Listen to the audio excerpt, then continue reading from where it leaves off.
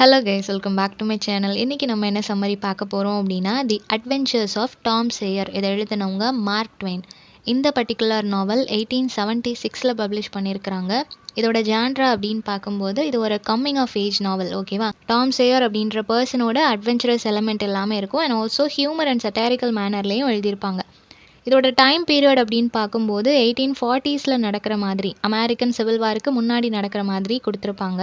And also இது வந்து Saint Petersburg அப்படின்னு சொல்லப்படுற ஒரு ஃபிக்ஷனல் டவுன், ஓகேவா, மிசௌரி அப்படின்ற இடத்துல இருக்கிற பீட்டர்ஸ்பர்க் அப்படின்ற ஒரு இடத்துல நடக்கிற மாதிரி கொடுத்துருப்பாங்க. இது கம்ப்ளீட்லி ஆத்தரோட சைல்ட்ஹுட் டேஸில் அவரோட ஹோம் டவுனை பேஸ் பண்ணி தான் எழுதியிருப்பார். அவரோட லைஃப்பில் அவர் மீட் பண்ண பிளேஸ், பீப்புள், ஈவெண்ட்ஸ் இது எல்லாத்தையும் இன்ஸ்பயர் பண்ணி தான் இந்த ஒர்க்கை வந்து எழுதியிருக்கிறாரு. இது வந்து 19th சென்ச்சுரியில் அமெரிக்கன்ஸோட லைஃப்பை ரிஃப்ளெக்ட் பண்ணுற மாதிரி இருக்கும். அவங்களோட சோஷியல் லைஃப் எப்படி இருந்துச்சு அப்படின்றத சொல்கிற மாதிரி இருக்கும். தென் இது வந்து தேர்ட் பர்சன் நரேட்டிவ் தான் எழுதியிருக்காரு. ரொம்பவே ஹியூமரஸ் டோனில் இதை வந்து நரேட் பண்ணுற மாதிரி இருக்கும். அண்ட் லாங்குவேஜ் அப்படின்னு பார்க்கும்போது ஒரு ரீஜனல் டயலெக்ட், ஒரு பர்டிகுலர் குரூப் என்ன பேசுவாங்களோ அதை வந்து ஃபோக்கஸ் பண்ணியிருப்பாங்க. ஓவராலாக இதில் 35 சாப்டர்ஸ் இருக்குது. ஓகேவா, ஸோ கேரக்டர்ஸ் பார்த்துடலாம். டாம் சேயர் இவர் தான் ப்ரொட்டகானிஸ்ட். ரொம்பவே மிஸ்சீவியஸ் அண்ட் ஆல்சோ கிளவரான ஒரு பாய். ஓகேவா, இவருக்கு வந்து அட்வென்ச்சர்ஸ் எல்லாமே ரொம்ப பிடிக்கும். தென் ஹக்கிள்பெரி ஃபின் அப்படின்றவர் யாருன்னா டாமோட பெஸ்ட் ஃப்ரெண்ட். இவருமே ஒரு கேர்ஃப்ரீயான ஒரு பர்சன், எதை பற்றியும் கவலைப்படாமல் ரொம்ப ஜாலியாக இருக்கக்கூடிய ஒரு பர்சன். தென் ஆண்ட் பாலி, இவங்க வந்துட்டு டாமோட ஆண்ட். இவங்க தான் அவங்களுக்கு ஒரு கார்டியன் மாதிரி இருப்பாங்க. ஏன்னா அவரோட பேரண்ட்ஸ் வந்து இறந்து போயிட்டாங்க. அதுக்கப்புறம் இவங்க தான் பார்த்துக்கிறாங்க. பெக்கி அப்படின்றவங்க ரொம்பவே பிரிட்டியான ஒரு girl, daughter of a judge, ஒரு ஜட்ஜோட பொண்ணு. ஓகேவா, தென் என்ஜன் ஜோ அப்படின்றவங்க வந்து ஒரு மெயின் வில்லன். ஓகேவா, ரொம்ப வயலண்ட்டான ஒரு பர்சன். தென் சித் அப்படின்றவங்க வந்து டாமோட ஒரு ஹாஃப் பிரதர். மேரி அப்படின்றவங்க டாமோட கசின். தென் ஜோ ஹார்பர் அப்படின்றவங்க டாமோட ஒரு நல்ல ஃப்ரெண்ட். ஓகேவா, ஸோ இதில் தான் இம்பார்ட்டன்ட் கேரக்டர்ஸ். இது போக சில மைனர் கேரக்டர்ஸும் இருக்கிறாங்க. ஸோ அது வந்து ஸ்டோரி மூவ் ஆகும்போது பார்க்கலாம். ஓகேவா, ஸோ எப்படி ஸ்டார்ட் பண்ணுறாங்க அப்படின்னா, இப்போ டாம் சேயர் வந்து ரொம்ப சேட்டை பண்ணக்கூடிய ஒரு பையன் பார்த்தோம் இல்லையா. ஆண்ட் பர்லி வந்து டாம் எங்கே இருக்கிறான்னு சொல்லி தேடிட்டு இருக்கிறாங்க. அவன் வந்து ஸ்கூலை கட் அடிச்சுட்டு நல்லா ஸ்விம்மிங்லாம் பண்ணிட்டு ஃப்ரெண்ட்ஸோட ஜாலியாக விளையாண்டுட்டு இருக்கிறான். ஆண்ட் வந்து எப்போவுமே ஒரு கண்ணாடி போட்டிருப்பாங்க. அது வந்து பவர் கிளாஸ் கிடையாது, சும்மா ஸ்டைலுக்காக போட்டிருப்பாங்க. ஸோ ஈஸியாக அவன் வந்து அந்த பவர் கிளாஸை வச்சு நிறைய டைம் அவங்க கிட்ட இருந்து எஸ்கேப் ஆயிடுவான். பனிஷ்மெண்ட் வாங்காமல், அவங்க கவனிக்காமல் இவன் வந்து எஸ்கேப் ஆயிடுவான். அந்த மாதிரி இந்த டைமும் அவன் எஸ்கேப் ஆயிடுவான். அவனுக்கு பனிஷ்மெண்ட் கிடைக்காது. ஸோ இப்போ ஹாஃப் பிரதர் இருக்கிறான் இல்லையா, சித், அவன் என்ன பண்ணுறான் அப்படின்னா ஆண்டி கிட்ட சொல்லி கொடுத்துட்றான். இந்த மாதிரி அவன் ஸ்கூலுக்கு போகல, ஏன்னா அவனோட காலரை பாருங்கள், உங்களுக்கு தெரியும் அவன் வேற எங்கேயோ போயிட்டு வந்திருக்கிறான், அவன் ஸ்கூலை ஸ்கிப் பண்ணிட்டான் அப்படின்றத சொல்லி கொடுத்துட்றாங்க. ஆண்ட் வந்து அவனுக்கு பனிஷ்மெண்ட் கொடுக்கணும்னு சொல்லி தேடிட்டு இருக்கிறாங்க. பட் அவன் வெளியே ஓடி போயிடுறான். வெளியே போனதுக்கப்புறமா அங்கே ஒரு வெல் ட்ரெஸ் பண்ண ஒரு நியூ பாயை பார்க்குறான். அவங்க ரெண்டு பேரும் பேச ஆரம்பிக்கிறாங்க. பேசிகிட்டே இருக்கும்போது ரெண்டு பேருக்கும் நல்லா சண்டை வர ஆரம்பிச்சிருது. சண்டையில் உருண்டு பிறண்டு சண்டை போடுறாங்க. இப்போ அவன் வந்து ஃபைட்டில் வின் பண்ணது என்னமோ டாம் தான். ஆனால் வீட்டுக்கு வந்து அவனுக்கு அடி விழும் இல்லையா, அதை யோசிக்காமல் அவன் வீட்டுக்கு வரான். கரெக்டாக நைட்டு சப்பருக்கு வரும்போது அவன் வந்து ஆண்டி கிட்ட மாட்டிக்கிறான். ஸோ ஆண்ட் வந்து அவனுக்கு பனிஷ்மெண்ட் கொடுக்குறாங்க. என்ன சொல்கிறாங்க அப்படின்னா, நீ வந்து அந்த ஃபென்ஸை ஃபுல்லாக ஒயிட் வாஷ் பண்ணணும் அப்படின்னு சொல்லிடுறாங்க. இதுதான் அவனுக்கான சாட்டர்டே பனிஷ்மெண்ட். ஸோ சாட்டர்டே அப்படின்னாலே மோஸ்ட்லி அவன் பனிஷ்மெண்ட் வாங்குற மாதிரி தான் இருக்கும். அந்த வீக் ஃபுல்லாக பண்ணதுக்கு அவன் பனிஷ்மெண்ட் வாங்குற மாதிரி இருக்கும். ஸோ சாட்டர்டே வந்து இதான் உனக்கு பனிஷ்மெண்ட், அதை ஃபுல்லாக நீ ஒயிட் வாஷ் பண்ணணும் அப்படின்னு சொல்கிறாங்க.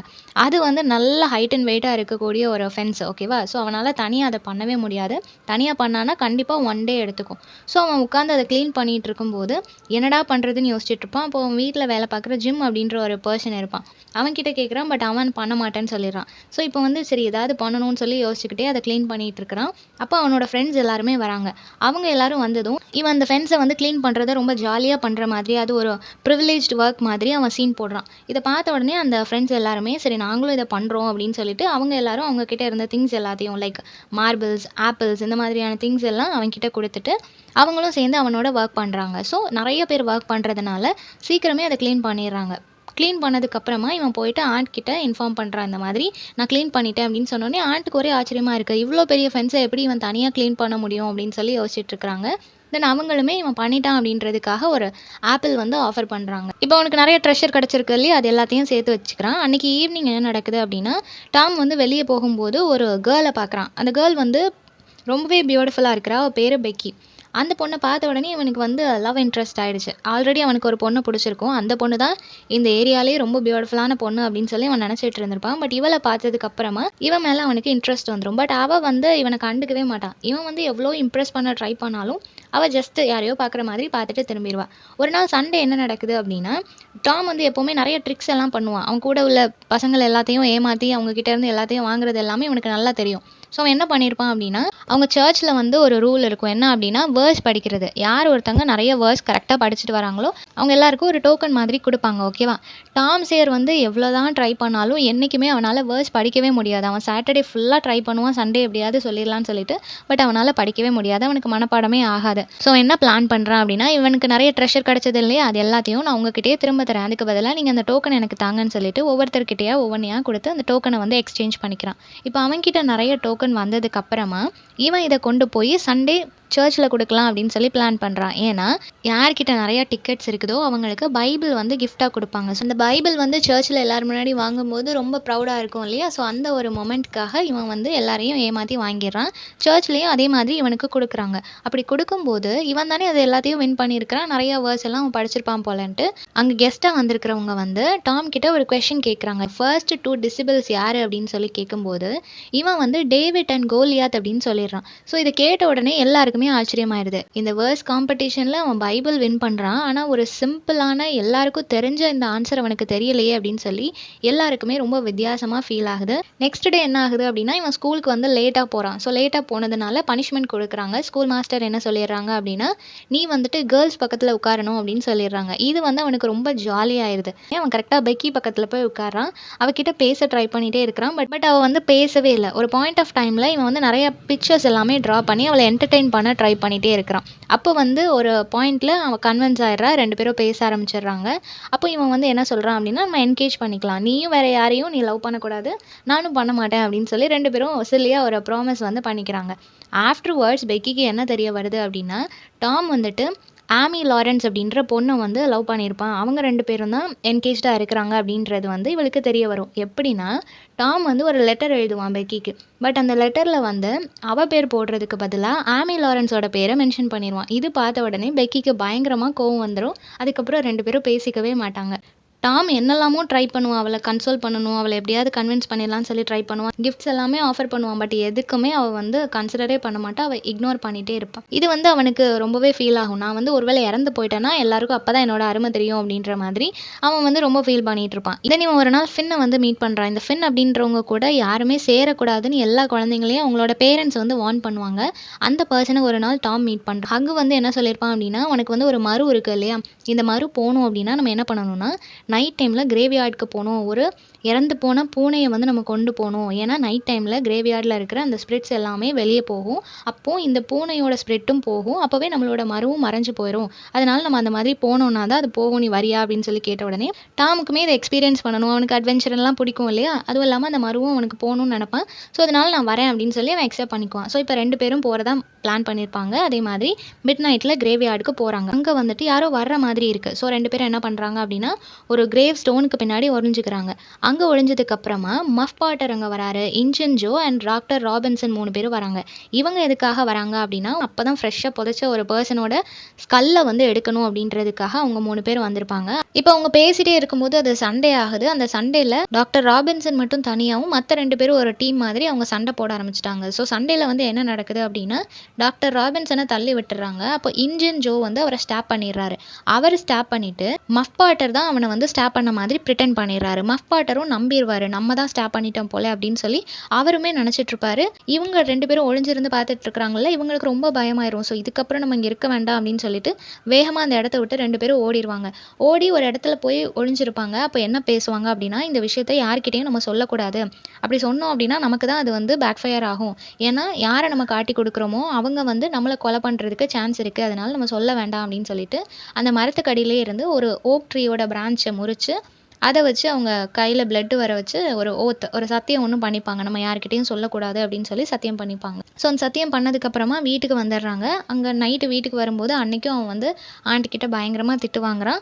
தென் வீட்டில் போய் படுத்துடுறான். ஆண்ட்டுக்கு வந்து அவனோட பிஹேவியர் வித்தியாசமாக இருக்குது. வழக்கமாக ஏதாவது துருன்னு பண்ணிட்டு இருக்கிறவன் ஒரு மாதிரி பயந்த மாதிரியே இருக்கிறான். சரி ஓகே, நைட் டைமில் வெளியே போயிட்டு வந்தனால அவன் இப்படி இருக்கிறான் அப்படின்னு சொல்லி ஆண்ட் எதுவுமே நினைக்கல, சரின்னு விட்டுட்டாங்க. இப்போ அவன் வீட்டில் போய் படுத்திருக்கான். நெக்ஸ்ட் டே மார்னிங் ஆனதும் டவுன் ஃபுல்லாக இதே பேச்சு தான். இந்த மாதிரி ஒரு மர்டர் நடந்திருக்கு அப்படின்னு சொல்லி டவுன் ஃபுல்லாக பேசிக்கிறாங்க. மஃப் பாட்டரை தான் போலீஸ் அரெஸ்ட் பண்ணுறாங்க. ஏன்னா அவனே அப்படி தானே நினச்சிட்டு இருக்கான், நம்ம தான் கொலை பண்ணிட்டோன்னு.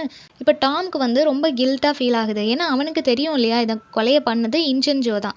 பட் மஃப் பாட்டரை இதில் மாட்டி விட்டுட்டானே அப்படின்னு சொல்லிட்டு இவனுக்கு ரொம்ப கில்ட்டாக இருக்கும். நம்ம சொல்லலாமா அப்படின்னு சொல்லி யோசிச்சுட்டு இருப்பான்.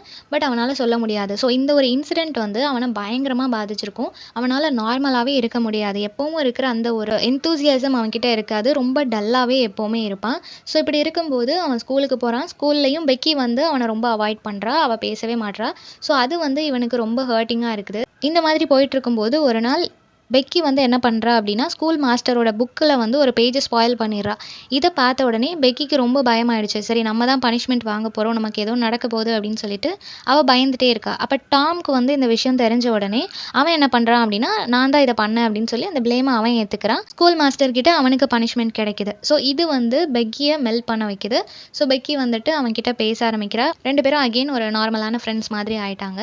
இப்போ டாமுக்கு இன்னுமே ரொம்ப ரெஸ்ட்லெஸ்ஸாக ஃபீல் ஆகுது. அவனால் நார்மலாக இருக்கவே முடியல. வீட்லயும் அவன் வந்து ரொம்ப ரெஸ்ட்லெஸ்ஸா இருந்த உடனே ஆண்ட் வந்து அவனை எப்படியாவது சரி பண்ணணும் அப்படின்னு சொல்லி ட்ரை பண்றாங்க. அவனுக்கு வந்து பெயின் கில்லர் கொடுத்து பார்க்குறாங்க. பட் அவன் வந்து அதை குடிக்காம அதை பூனைக்கு கொடுத்துட்றான். அது வந்து ரொம்ப வழக்கத்துக்கு மாறா ரொம்ப ஆக்டிவா என்னெல்லாமோ பண்ணிட்டு இருக்குது. அவங்களுக்கு காசு தெரிஞ்சாதானே அதுக்கான ப்ராப்பரான ட்ரீட்மெண்ட் கொடுக்க முடியும். அவங்களுக்கு என்னன்னே தெரியல, இவன் ஒரு மாதிரி இருக்கானே அப்படின்றதுக்காக ஏதாவது பண்ணணும்னு ட்ரை பண்றாங்க. பட் எதுவுமே ஒர்க் அவுட் ஆகல. ஸோ ஒரு பாயிண்ட் ஆஃப் டைம்ல இவன் என்ன பிளான் பண்ணிட்டான் அப்படின்னா, சரி ஓகே, நம்ம வந்து எங்கேயாவது போகலாம், யாருக்குமே நம்மளை பிடிக்கல, நம்ம யாருக்கும் பிரயோஜனம் இல்லாமல் தான் இங்கே இருக்கிறோம் அப்படின்னு சொல்லிட்டு நம்ம எங்கேயாவது போகலான்னு சொல்லி பிளான் பண்ணுறான். ஹக்கை வந்து கூப்பிடுறான். ஹக் ஓகேன்னு சொல்லிட்டான். தென் ஜோ ஹார்பரும் நானும் வரேன் அப்படின்னு சொல்கிறான். ஏன்னா ஜோ ஹார்பரோட வீட்டில் அவங்க அம்மா வந்து அவனை திட்டியிருப்பாங்க. அவன் எந்த தப்புமே செஞ்சுருக்க மாட்டான். இருந்தாலும் அவன் திட்டு வாங்கியிருப்பான். அந்த கோவத்தில் நானும் வரேன் அப்படின்னு சொல்லிட்டு அவனும் கிளம்புவான். 3 பேரும் அவங்களுக்கு கிடைச்ச ஃபுட், வீட்டிலேருந்து நிறைய திங்ஸ் எல்லாம் எடுத்துகிட்டு வந்து அவங்களோட அந்த ஜேர்னிக்கு என்னெல்லாம் தேவையோ எல்லாத்தையும் எடுத்துகிட்டு எல்லாருமே ஒரு பைரட்ஸ் மாதிரி ஃபீல் பண்ணுறாங்க. ஸ்விம் பண்ணி ஒரு மீன் மாதிரி அவங்கள நினச்சிக்கிட்டு ஒவ்வொரு இடத்துக்கு அவங்க வந்து ட்ராவல் பண்ணி போயாச்சு. இப்போ அட்லாஸ்ட் அவங்க அந்த ஜாக்சன் ஐலாண்டையும் ரீச் பண்ணிட்டாங்க. இப்போ எல்லாருக்குமே ரொம்ப ஹாப்பியாக ஃபீல் ஆகுது. யாருமே அவங்கள திட்டுறதுக்கு இல்லை, மார்னிங் ஸ்கூலுக்கு போகணுன்னு சொல்லி எழுப்புறதுக்கு யாருமே கிடையாது.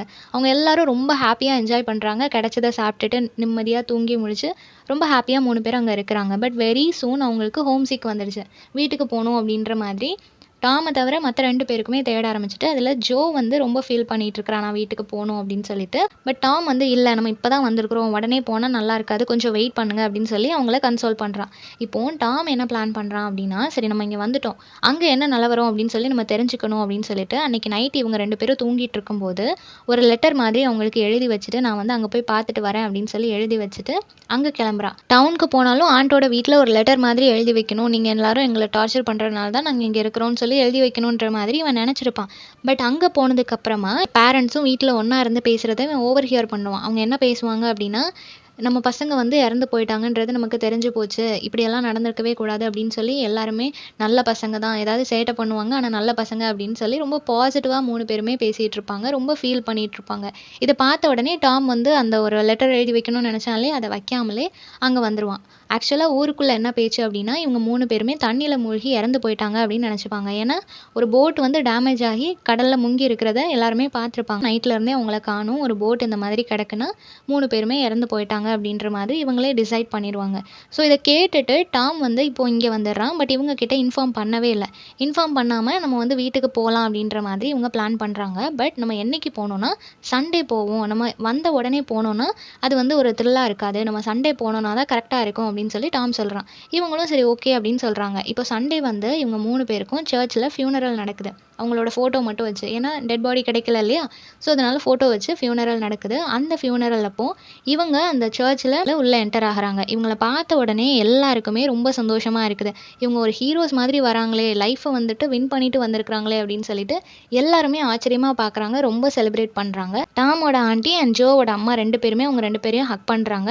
அப்போ டாம் வந்துட்டு அவனை மட்டும் ஏன் ஹக் பண்ணல, அவனுக்கும் இந்த லவ் கிடைக்கணும்னு சொன்ன உடனே ஆண்டி வந்து அவனையும் ஹக் பண்ணுறாங்க. ஸோ 3 பேருமே இந்த மாதிரி ரொம்ப ஹீரோ மாதிரி செலிப்ரேட் பண்ணப்பட்டதும் அங்கே இருக்கிற மற்ற அடல்ட் கிட்ஸ்க்கு எல்லாத்துக்குமே கோவம் வர ஆரம்பிக்குது. ஏன்னா அவங்கள மட்டும் இப்படி செலிப்ரேட் பண்ணுறாங்க அப்படின்னு சொல்லிட்டு மற்றவங்களுக்குலாம் கோவம் வருது. ரொம்பவே ஹாப்பியாக பீஸ்ஃபுல்லாக அவனோட லைஃப் போயிட்டுருக்குது. இந்த மாதிரி போயிட்டு இருக்கும்போது மஃப் பாட்டரோட ட்ரையல் வந்து கோர்ட்டில் வருது.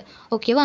ஸோ டாம்க்கு வந்து அந்த கில்ட்டு, அவனால் அந்த கில்ட்டில் இருந்து மட்டும் வெளியே வரவே முடியல. ஒரு விஷயத்த நம்ம பார்த்துருக்கோம், அது சொல்லாததுனால வேற ஒருத்தங்க சஃபர் ஆகிறாங்களே அப்படின்றது அவனுக்கு ரொம்பவே கஷ்டமாகவே இருக்குது. கோர்ட்டில் நம்ம ரிவீல் பண்ணிடலாம் அப்படின்றத முடிவு பண்ணுறான். ஸோ கோர்ட்டில் போயிட்டு சொல்லிடுறான். இந்த மாதிரி இன்ஜன் ஜோ தான் மர்டர் பண்ணது, நான் பார்த்தேன் அப்படின்றத சொல்லிடுறான். இதை கேட்ட உடனே இன்ஜன் ஜோ வந்து எஸ்கேப் ஆயிடுறான். அங்கே இருக்கிற ஒரு விண்டோ வழியாக குதிச்சு அவன் வெளியே போயிடுறான். ஸோ அவனை அரெஸ்ட் பண்ண முடியாது. இப்போது அந்த டவுனில் இருக்கிற பீப்புள் எல்லாருமே அகெயின் இவனை வந்து ஒரு ஹீரோ மாதிரி பார்ப்பாங்க.